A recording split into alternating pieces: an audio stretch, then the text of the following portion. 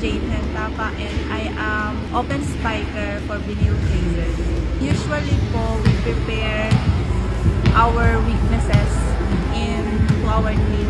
Kung ano pa yung pwede pa namin mas mapalawak and mapa-wide yung knowledge namin for this incoming season 98. Honestly po, yung yung unexpected finals MVP na nakuha ko kasi yun nga po, naglaro lang po ako and so on. Honestly po, hindi, wala po akong, ang gusto ko lang po ay makalaban po lahat ng school. And yan, yung goal po namin sa sarili namin and yung goal po namin sa school, para sa school, and yung goal din po namin na parang ito yung gusto naming makuha.